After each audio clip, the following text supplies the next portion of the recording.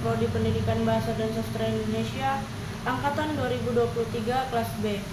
Di sini saya akan menyampaikan materi tentang feminisme. Di materi kali ini saya akan menjelaskan 4 poin, yaitu yang pertama, sejarah kritik sastra feminisme, yang kedua, pengertian kritik sastra feminisme, yang ketiga, tokoh-tokoh penggerak feminisme, dan yang keempat, ragam kritik sastra feminisme. Baiklah, kita masuk di poin pertama, yaitu sejarah kritik sastra feminisme.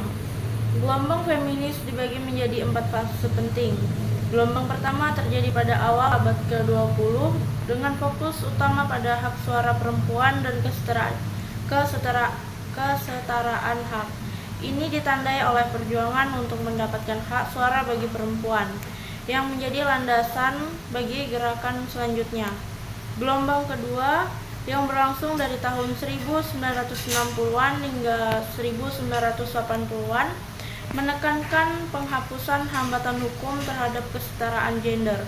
Para aktivis berjuang untuk hak-hak di tempat kerja dan hak reproduksi, memperluas cakupan isu-isu yang dihadapi perempuan. Memasuki gelombang ketiga yang dimulai pada awal tahun 1990-an hingga 2010-an, gerakan ini memperkenalkan konsep interseksionalitas. Konsep ini mengakui bahwa pengalaman perempuan dipengaruhi oleh berbagai faktor seperti ras dan kelas, sehingga memperkaya pemahaman tentang ketidakadilan yang mereka hadapi. Gelombang keempat muncul pada awal 2010-an dengan penekanan pada isu kekerasan seksual terhadap perempuan. Pada fase ini, media sosial menjadi alat penting untuk memperluaskan isu-isu feminis dan meningkatkan kesadaran publik. Dalam konteks kritik sastra feminis, Paul Fry membagi perkembangan ini menjadi 2 gelombang. Gelombang pertama berfokus pada kritik terhadap perlakuan perempuan oleh laki-laki, mengeksplorasi bagaimana perempuan seringkali dipresentasikan dalam karya sastra. Gelombang kedua di sisi lain mengarahkan perhatian pada studi penulis perempuan dan menggambarkan perempuan dalam sastra, memberikan ruang bagi suara mereka. Gelombang ketiga membawa kritik interseksional ke garis depan, dengan tokoh seperti Chimamanda Ngozi Adichie yang menyoroti bagaimana penggambaran karakter dalam sastra dapat mempengaruhi persepsi dan pengalaman perempuan. Akhirnya, gelombang keempat menyoroti isu kekerasan berbasis gender seperti yang terlihat dalam novel Only Ever Yours karya Lois O'Neill yang menggambarkan bagaimana masyarakat patriarki mengendalikan perempuan melalui standar kecantikan yang ketat. Melalui semua fase ini, kritik sastra feminis terus berkembang, menggali isu-isu yang relevan dan penting bagi perempuan dalam sastra dan kehidupan sehari-hari.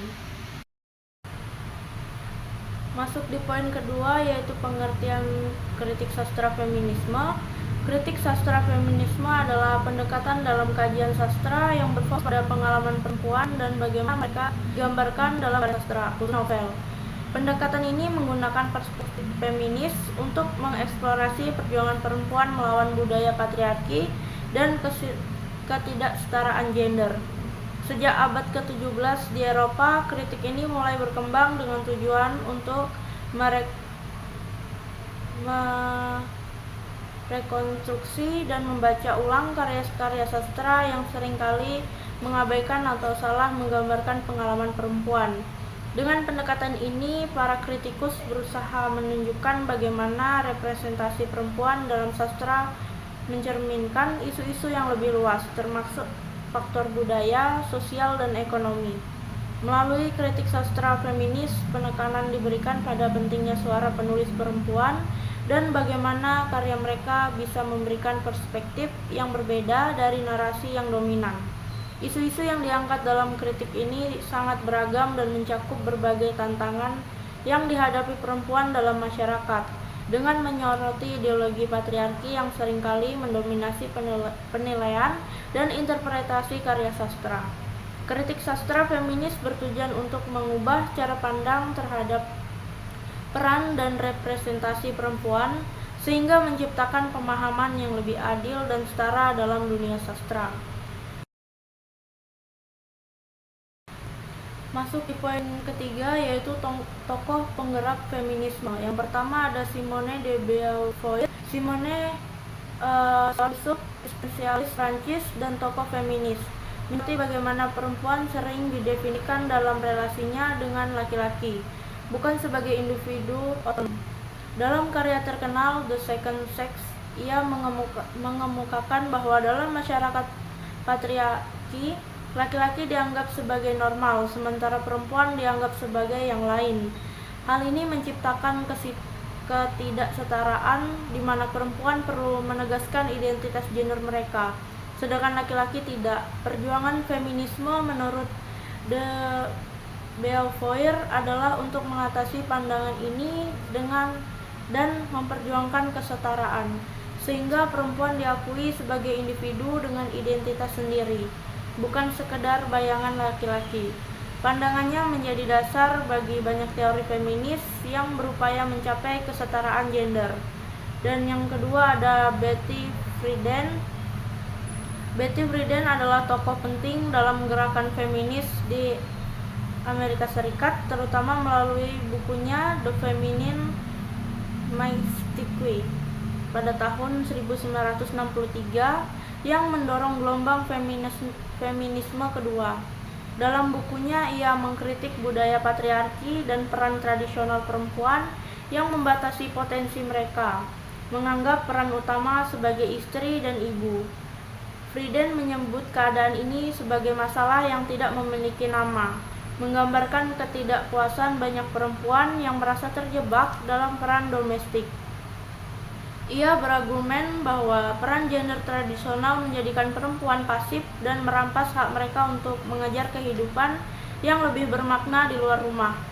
Friedan juga mengkritik media dan pendidikan yang mempromosikan citra atau ratu rumah tangga yang memperkuat peran sempit dan menghambat ambisi perempuan.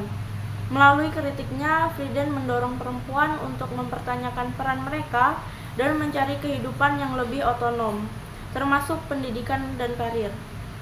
Pandangannya membantu membuka jalan bagi perempuan untuk lebih aktif di ranah publik, mengubah cara masyarakat memandang peran gender hingga saat ini.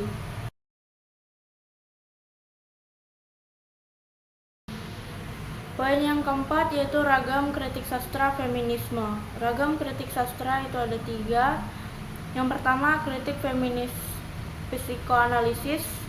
Kritik feminis psikoanalisis fokus pada representasi perempuan dalam sastra melalui lensa teori psikologi Freud, yang menganggap perbedaan biologis menyebabkan inferioritas perempuan.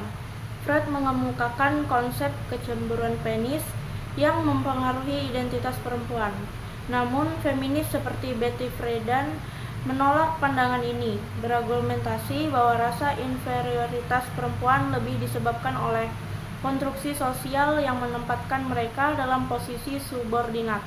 Kritik ini menyoroti bagaimana sastra sering memperkuat stereotip gender dan bagaimana teori Freud berkontribusi pada narasi merugikan perempuan, dengan penekanan pada pentingnya memahami konstruksi sosial dalam menciptakan rasa tidak berdaya pada perempuan. Yang kedua, kritik feminis Marxis.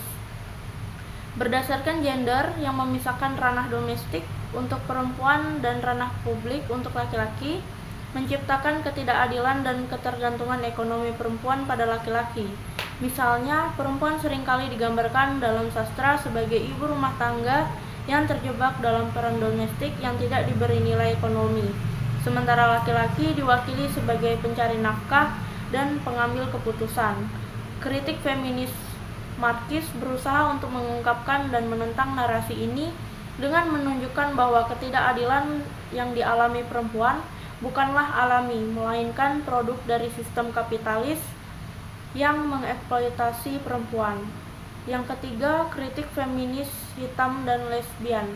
Kritik feminis hitam dan lesbian fokus pada pengalaman perempuan kulit hitam dan lesbian yang sering diabaikan dalam sastra dan kritik feminis arus utama. Mereka menyoroti penindasan ganda yang dialami perempuan kulit hitam dan lesbian, baik dari laki-laki maupun perempuan kulit putih, heteroseksual, stereotip dan kurangnya representasi positif menjadi tantangan utama. Dengan perempuan kulit hitam sering digambarkan secara merendahkan dan perempuan lesbian jarang terlihat. Kritik ini menekankan pentingnya inklusi dalam narasi feminis untuk memperluas pemahaman tentang penindasan yang dialami perempuan. Secara keseluruhan, berbagai kritik feminis ini bertujuan untuk mendekonstruksi narasi merugikan dan mendorong representasi yang lebih adil dan beragam dalam sastra. Mungkin sekian yang dapat saya sampaikan mengenai kritik sastra feminisme. Kurang dan lebihnya saya mohon maaf. Wassalamualaikum warahmatullahi wabarakatuh.